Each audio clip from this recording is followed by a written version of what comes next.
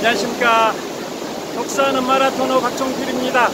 이곳 캐나다의 최대 관광도시 퀘벡에 있는 몽모랑시 폭포공원에 나와 있습니다.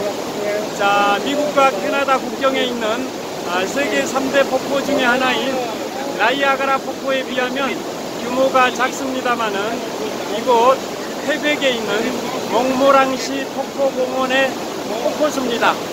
저 아래 케이블카를 타고 올라와서 이 다리를 건너서 폭포수의 장관을 만끽하고 있습니다. 자, 이곳은 캐나다 제1회 도시, 캐나다 제1회 도시는 온타리오주의 토론토고요. 그에 반해서 이곳 퀘벡은 캐나다의 최대 관광도시, 1년에 관광객이 600만 명이 찾는다라는 캐나다 최대의 관광도시 퀘벡입니다. 자, 퀘벡의 몽모랑시 폭포공원에 나와 있습니다.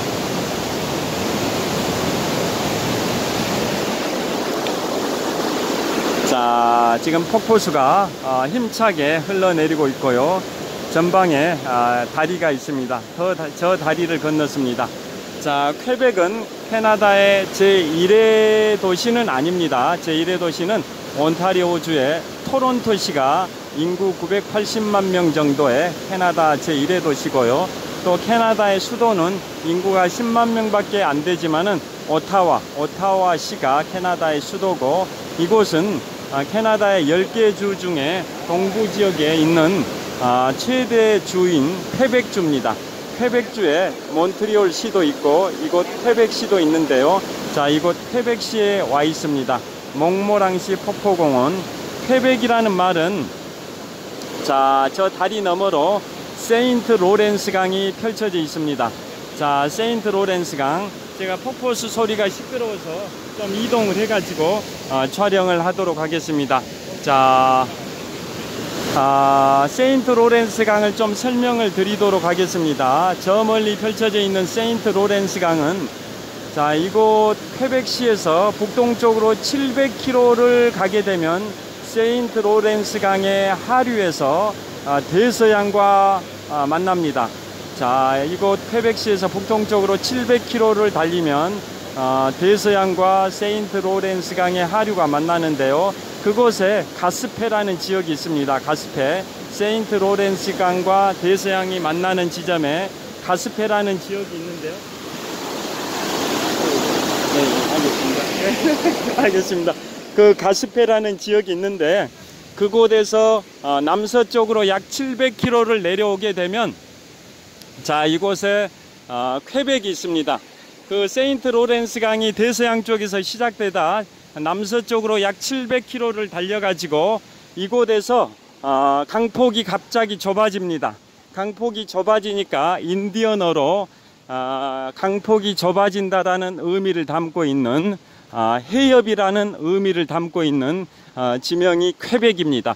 퀘벡의 지명의 유래가 인디언어로 강폭이 좁아지는 곳 이라는 의미를 담고 있고요. 그래서 이거 퀘벡에서 강폭이 좁아져 가지고 계속 남서쪽으로 쭉 내려가게 되면 승용차로 약 1시간 반 정도 거리에 있는 몬트리올이 있습니다. 몬트리올. 그곳에서 더 남서쪽으로 내려가게 되면 세인트 로렌스 강의 상류와 온타리오호가 만나게 됩니다. 그래서 온타리오호와 온타리오 호수와 대서양 간의 거리가 대략 한 1300km 정도 되는 것 같습니다. 그래서 대서양에서 남서쪽으로 쭉 1300km를 강이 거슬러 올라가면 거기에 온타리오 호가 있습니다. 그래서 온타리오 호에 북동쪽에 킹스턴 지역이 있고, 어제 그 킹스턴 근처에 천섬이라는 1864개의 올망졸망한 아름다운 섬들이 캐나다령과 미국령으로 섞여 있는데요. 그곳 천섬을 투어를 했었고요. 또 어제 오후에 세인트 로렌스 강을 따라 쭉 중류 쪽으로 내려와서 1976년에 몬트리올 올림픽이 개최됐던 몬트리올에 왔었고, 그 다음에 몬트리올의 구시가지를 투어를 하고, 그 다음에 몬트리올에서 이 퀘벡 쪽으로 달리다가 몬트리올과 퀘벡 사이에 있는 지역이 무슨 지역이냐면 트로이 리베라는 그 지역에서 잠을 잤습니다. 그리고 오늘 아침에 기상해서 이곳 퀘벡시에 입성을 했습니다. 자, 이곳 퀘벡시는 드라마 도깨비, 배우 공유씨의 드라마 도깨비가 촬영이 돼서 더 유명해진 곳인데요. 자, 퀘벡, 프랑스계 주민들이 대부분을 차지하는, 대부분이라기보다는 한 3분의 2 정도 프랑스계 주민들이 살고 있는 퀘벡시에 드디어 들어왔고요. 자, 저기 전망을 한번 보여드리겠습니다. 자, 이곳은 퀘벡시에 있는 몽모랑시 폭포공원입니다.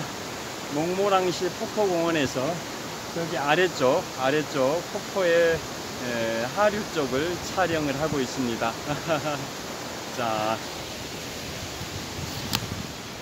자, 이곳에서 폭포의 하류를 지금 촬영하고 있습니다. 폭포수가 날리는 풍경이 보이실 겁니다. 그리고 전방 약 2.5km 정도의 세인트 로렌스 강이 유유히 흘러가고 있습니다. 자, 이곳에서 북동쪽으로 약 700km를 달리면 세인트 로렌스 강의 하류에서 대서양과 만나고요. 이곳에서 이제 강폭이 좁아진다 해서 인디언어로 강폭이 좁아지는 지점, 헤이헙이라는 의미를 담고 있는 지명이 바로 퀘벡입니다. 자, 이곳에서 쭉 또 세인트 로렌스 강의 상류 쪽으로 600km 정도를 달려가면 세인트 로렌스 강의 상류와 온타리오 호수가 만나게 됩니다. 자, 이곳 캐나다 최대 관광도시, 1년에 600만 명이 찾는다라는 캐나다 최대 관광도시 퀘벡입니다. 자, 작년 말 기준으로 프랑스의 파리 에펠탑에 오른 관광객 수가 580만 명인데요. 그 파리에 방문하는 관광객들의 대부분이 에펠탑에 오른다라고 가정을 해보면 1년에 약 600여만 명이 유럽의 랜드마크, 프랑스의 랜드마크, 파리의 랜드마크인 에펠탑에 오를 것입니다. 그래서 1년에 프랑스 파리를 찾는 관광객들이 약 600여만 명인데요. 그 숫자와 비슷한 1년에 600만 명 정도가 이곳 퀘벡을 찾는답니다. 그래서 캐나다의 제1의 도시는 인구 980만 명, 위성도시 포함해서 인구가 980만 명 정도 되는 토론토가 캐나다 제1의 도시이고, 캐나다의 수도는 인구 10만 명밖에 안 되지만 오타와가 캐나다의 수도인데요. 이곳 퀘벡은 캐나다의 최대 관광 도시입니다. 1년에 프랑스 파리를 찾는 관광객 수와 비슷한 1년에 600만 명 정도의 관광객이 찾는다라는 드라마 도깨비의 촬영지, 이곳이 퀘벡입니다. 이름하여 퀘벡입니다. 자, 이곳 퀘벡은 1535년에 프랑스의 자크 카르티에라는 탐험가가 프랑스의 국왕 앙리 4세의 명령에 따라 이쪽 북미 지역을 탐험하기 위해서 왔었었고요. 그래서 그때 1535년이면 지금부터 약 500년쯤 전입니다. 그때 이곳에 와가지고 대서양에서 가스페라는 그 지역에서 세인트 로렌스 강을 따라 쭉 올라와서 한 700km 정도 남서쪽으로 오니까 이곳 퀘벡이 있었었고, 그래서 강폭이 좁아지는 지점 이곳까지 왔었었고, 더 추가로 더 내려가서 이제 몬트리올 쪽으로 갔었었고요. 그래서 1535년에 자크 카르티에라는 탐험가가 이곳에 처음 방문을 했었었고, 그 카르티에는 더 남서쪽으로 내려가서 몬트리올에서 겨울을 보내고 다음에 봄에 다시 프랑스로 귀국을 했었었는데요. 자, 그 자크 카르티에가 지나간 첫 지역이 이곳 퀘벡이고, 그 다음에 더 남서쪽으로 내려가서 몬트리올에서 겨울을 보내고 프랑스로 돌아갔었습니다. 그래서 이곳 퀘벡과 저 남서쪽으로 약 한 100km 내려가게 되면 한 150km 더 내려가면 그 몬트리올은 프랑스계가 이쪽에 처음 진출했었던 지역이고, 그래서 퀘벡시와 이곳 퀘벡시와 몬트리올시를 합해서 퀘벡주라고 하는데요. 캐나다에 있는 10개 주 중에 가장 동쪽에 있는 주로서 가장 핵심이 되는 주고, 프랑스계 주민이 약 3분의 2 이상이 되고 공용어도 프랑스어를 쓰고 있습니다. 그에 반해서 이 퀘벡주의 서쪽에 접해 있는 온타리오 주는 캐나다 제1의 도시인 토론토와 캐나다 수도인 오타와가 소속되어 있는 온타리오 주인데요. 그쪽은 영국계가 더 많다라는 겁니다. 자, 이곳 퀘벡의 몽모랑시 폭포공원의 전망대까지 도착을 했습니다. 자, 이곳은 좀 보여드리겠습니다. 주변의 풍경을 좀 보여드리도록 하겠습니다. 이곳은 전망대에서 전방 약 1.5km 지점에 있는 세인트 로렌스 강을 촬영하고 있고요. 세인트 로렌스 강 위로 다리가 설치되어 있고, 지금 앞에 있는 이 폭포수의 하류가 지금 세인트 로렌스 강과 만나는 지점에 도로가 있고, 도로 위에 차들이 힘차게 질주를 하고 있습니다. 자, 이거 다시 한번 보여드리겠습니다. 자, 그래서 이곳은 몽모랑시 폭포공원은 주변에 단풍이 굉장히 유명한데요. 퀘벡 전체적으로도 단풍이 굉장히 유명합니다.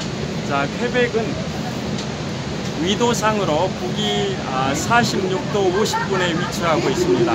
정확하게는 위도상으로 북위 46도 48분에 위치하고 있으니까 대한민국 서울과 미국의 서부 샌프란시스코가 위도상으로 북위 37도에 위치하고 있습니다.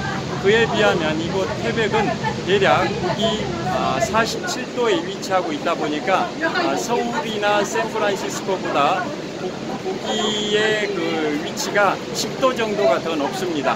그러니까 지금 오늘 현재 시각은 이곳 현지 시각으로 2023년 8월 30일 수요일 오전 시간대가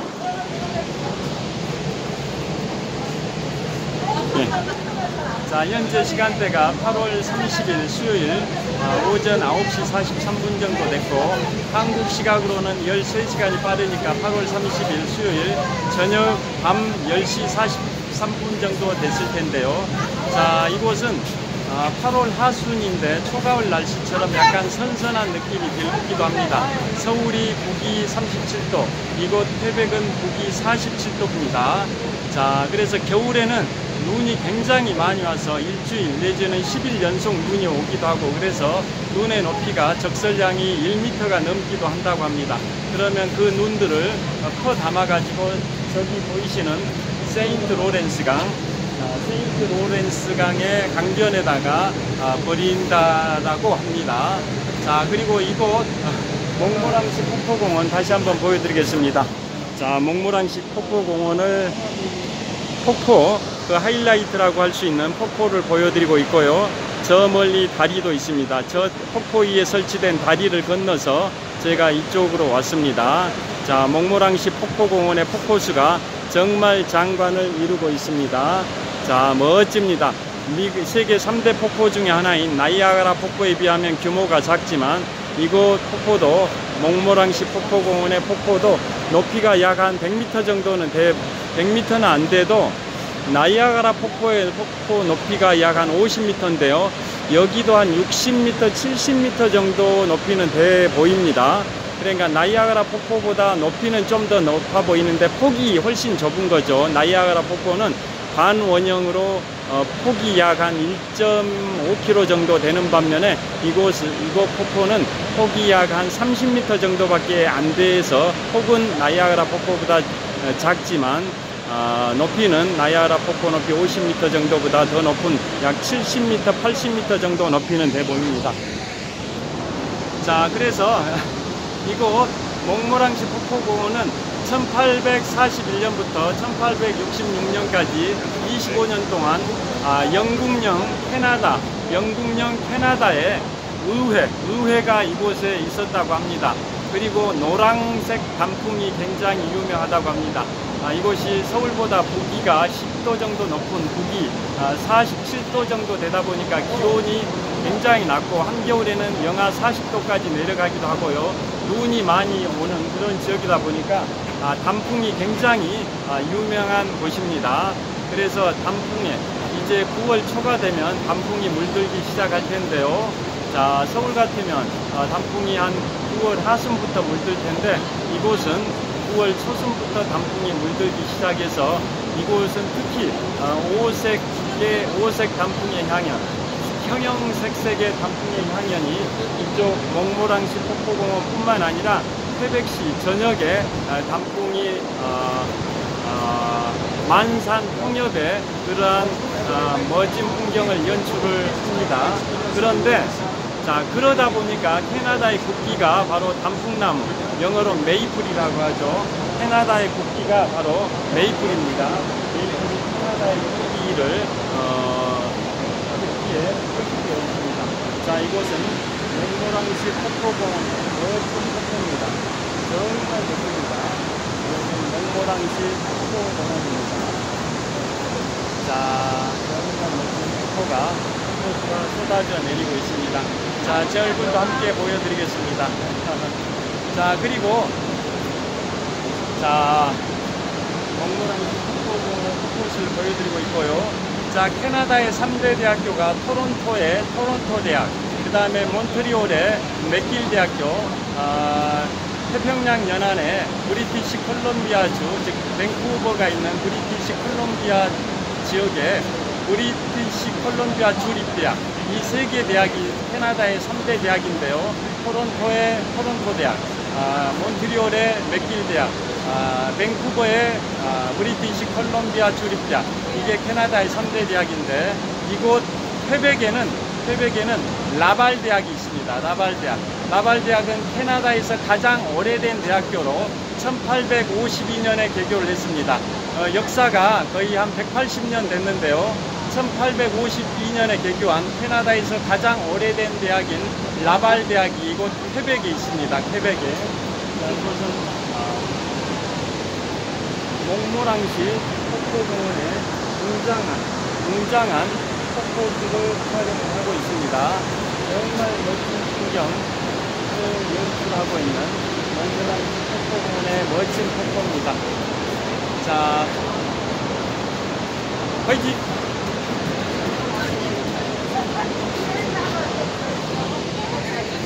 자, 다음은 이제 곧 다른 곳으로 이제 이동해서 촬영을 48분 됐으니까 10시까지 모여야 되니까 이동해야 되겠습니다. 감사합니다.